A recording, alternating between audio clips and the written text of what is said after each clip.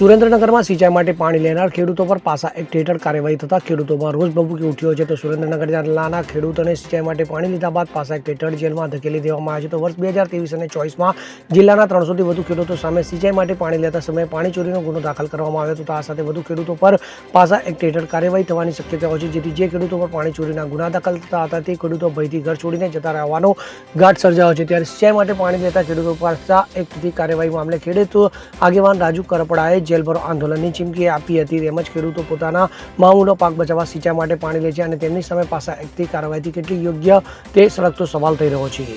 નમસ્કાર, હું રાજુ કરપડા. હાલ ખેડૂતો માટે ખૂબ જ માઠા સમાચાર મળી રહ્યા છે.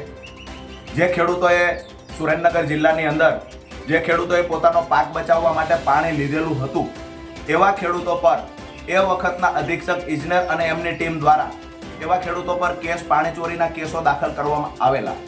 ક્યાંક અમુક કિસ્સામાં ખરેખર ખેડૂત નિર્દોષ હોવા છતાં એ ખેડૂત પર પણ ખોટા કેસો કરવામાં આવેલા.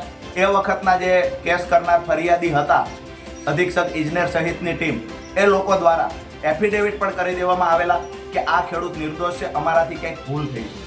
હવે જે ભૂલ થઈ છે એવા કેસમાં ખેડૂતો નીકળી ગયા, પણ જે ખેડૂતો પોતે નિર્દોષ છે એવા પુરાવા આપી શક્યા નથી, આ ખેડૂત પર આજે પણ કેસ કોર્ટમાં ચાલે છે. આજે દુઃખના સમાચાર એ મળ્યા છે કે ગત 7 તારીખે મૂળી તાલુકાના ગૌતમઘાટ ગામના એક ખેડૂતને પાસા એક્ટ મુજબ કાર્યવાહી કરી અને જેલમાં ધકેલી દેવામાં આવ્યા છે.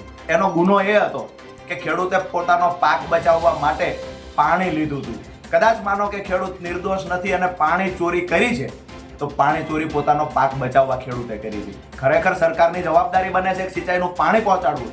સરકાર જ્યારે પહોંચાડી શકી નથી, ખેડૂતે પાક બચાવવા પાણી લીધું, એના પર ગુનો દાખલ થયો, એના પર બોજો, જમીન પર બોજો નાખવાની કાર્યવાહી હાથ ધરવામાં આવી છે. અને એક દુઃખના સમાચાર સાથે એ પણ આવ્યા કે ખેડૂતને જેલમાં ધકેલી દેવામાં આવ્યો પાસા એક્ટ મુજબ. હવે અમને માહિતી મળી છે ગઈકાલે કે બીજા ખેડૂતોની પણ પોલીસ શોધી રહી છે. અનેક ખેડૂતો પર પાસા એક્ટ મુજબ ગુનો દાખલ કરવામાં આવ્યો હોય આ માહિતી અમને મળી રહી છે. પરંતુ અમે પ્રશાસનને કહીએ છીએ કે નિર્દોષ ખેડૂત પર કાર્યવાહી કરવાનું બંધ કરે. ખરેખર આ જે કાર્યવાહી થાય છે ક્યારેય સાખી લેવામાં નહીં આવે. હાલ નગરપાલિકાની સામાન્ય ચૂંટણીઓ ચાલી રહી છે. જેવી 18 તારીખે રિઝલ્ટ આવી જશે ત્યારબાદ ખેડૂતો માટે અમે અવાજ ઉઠાવીશું. સુરેન્દ્રનગર જિલ્લામાં ખેડૂત મહારેલીનું આયોજન કરવામાં આવશે. ગુજરાતના તમામ ખેડૂત આગેવાનો આ મહારેલીમાં ઉપસ્થિત રહે છે. તમામ રાજકીય પાર્ટીના નેતાઓને પણ અમે આમંત્રિત કરીએ છીએ કે ખેડૂતો પર જ્યારે અત્યાચાર થતો હોય ત્યારે તમામ રાજકીય પાર્ટીના નેતાઓની પણ જવાબદારી બને છે ખેડૂતો માટે અવાજ ઉઠાવવો.